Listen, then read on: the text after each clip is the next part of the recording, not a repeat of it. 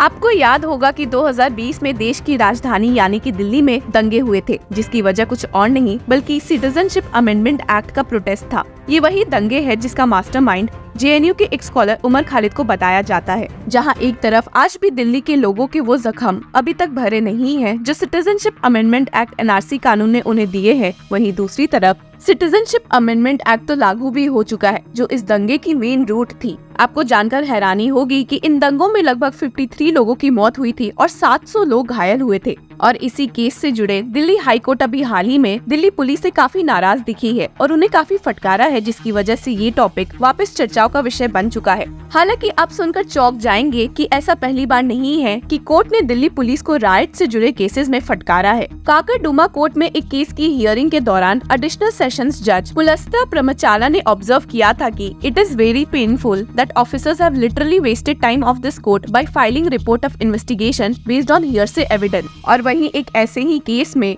Court ने accused को छोड़ते हुए इन्वेस्टिगेशन ऑफिसर को खूब फटकार लगाई थी और कहा था the officer had already acknowledged in his testimony that he did not have any evidence against the 3 accused persons charge sheeted in this case in respect to incidents being disclosed in the additional complaints। तो अब बात करते हैं Delhi high court की, जहां जामियत उलामा ए हिंद ने public interest litigation file की थी, जिसमें इस ग्रुप ने स्पेशल इन्वेस्टिगेटिंग टीम के द्वारा दिल्ली राइट्स के मुद्दे पर जांच करने की मांग की है।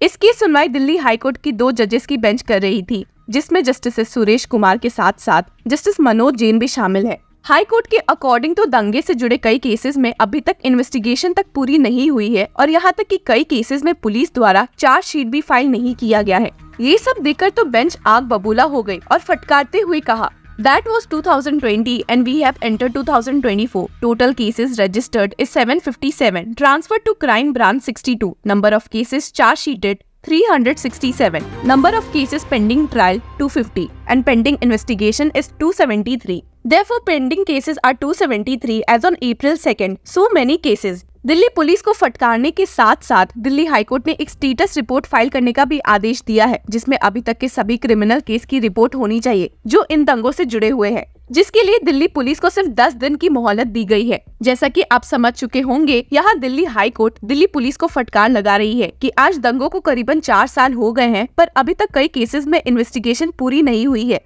और इसी वजह से कई केसेस के ट्रायल अभी तक शुरू भी नहीं हुए हैं और कई अरेस्टेड पर्सन को इसी वजह से बेल भी नहीं मिली है। तो बात करें अगर ऐसे अरेस्टेड पर्सन्स की, तो इसमें सबसे बड़ा नाम निकल कर आता है उमर खालिद का, जिसे हमेशा से दिल्ली दंगों का मास्टरमाइंड बताया गया है। हालांकि चौंकाने वाली बात इसमें ये है कि इस केस में भी अभी तक इन्वेस्टिगेशन पूरी नहीं हुई है और उमर खालिद को ना ही किसी डिस्ट्रिक्ट कोर्ट ने अभी तक रिलीफ दिया है और ना ही सुप्रीम कोर्ट ने भी दिया है। सुप्रीम कोर्ट में उमर खालिद की bail application senior advocate Kapil Sibal ने फाइल की थी, जिसे सुप्रीम कोर्ट की हियरिंग के दौरान 3 साल में 14 बार अर्जन कर दिया गया, जिससे निराश होकर सीनियर एडवोकेट कपिल सिब्बल द्वारा बेल एप्लीकेशन को ही विड्रॉ कर लिया गया।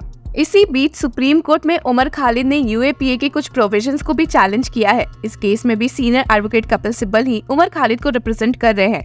अब जहां उमर खालिद की बात हो गई है, तो अब बात करते हैं दूसरे बड़े चेहरे की, जो है ताहिर हुसैन, जो आम आदमी पार्टी के काउंसलर रह चुके हैं। इस चेहरे पर केस दिल्ली के काकरडुमा डिस्ट्रिक्ट कोर्ट में चल रहा है। ताहिर हुसैन को भी 6 मार्च 2020 को 6 और लोगों के साथ अरेस्ट किया गया था और तब तक भी बेल नहीं मिली है, जिसे आज लगभग 4 साल हो चुके हैं। हाल ही में 30 मार्च 2024 को एडिशनल सेशन जज समीर बाजपेयी द्वारा बेल प्ली को सुना गया, जिसको फिर से रिजेक्ट कर दिया गया है, जिसमें स्टेटेड है as far as the role of the applicant has shown by the prosecution is concerned, record shows that the applicant while participating in the conspiracy not only funded the activities of the riots but also participate in the other activities which led to the riots। इस bell applications में कुछ points उठाए गए हैं जो इस पूरे मामले को समझने के लिए बेहद जरूरी है। क्रिमिनल जस्टिस सिस्टम में बोला जाता है bail is rule and jail is exception, जिसका मतलब होता है कि जहाँ तक पॉसिबल हो अक्यूज्ड को बेल मिलनी ही चाहिए ताकि वो अपनी जिंदगी को सही से जी सके। पर इस केस में कहा गया है कि यूएपीए के मामलों में ऐसा नहीं होता है और यहाँ तक कि इस केस में ये कहा जाता है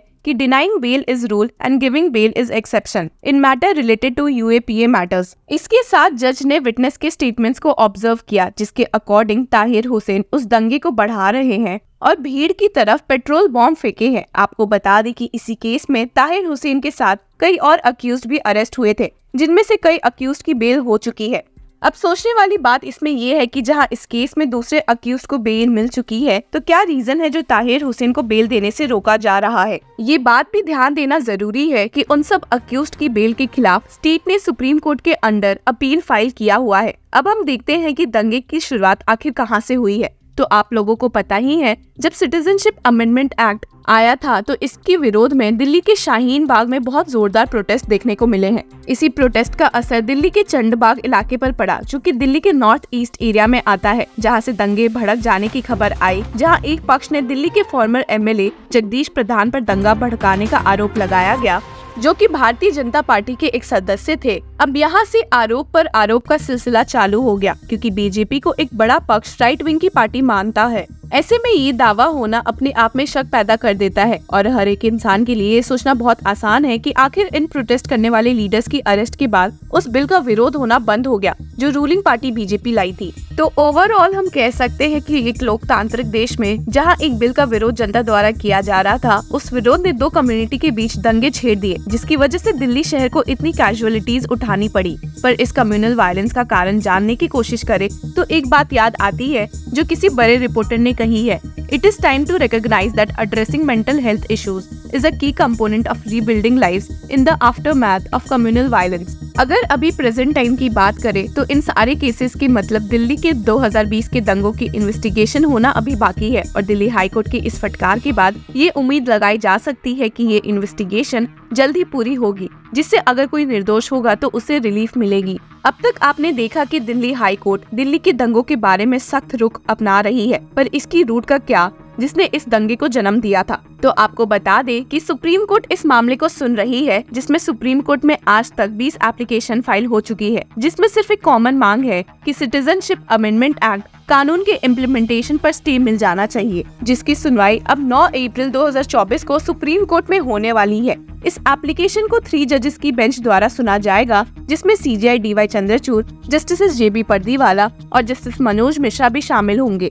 अब देखना ये होगा कि इन एप्लीकेशंस के आर्गुमेंट्स के बीच क्या कोई पक्षकार दंगों की बात उठाता है, ताकि सुप्रीम कोर्ट का इस मुद्दे पर ध्यान जाए और दंगे से जिसको भी परेशानी हुई है उसको कुछ रिलीफ मिल सके। आपकी इस बारे में क्या राय है, हमें कमेंट सेक्शन में जरूर बताएं। Until then, keep following Law Chagra for more such legal updates।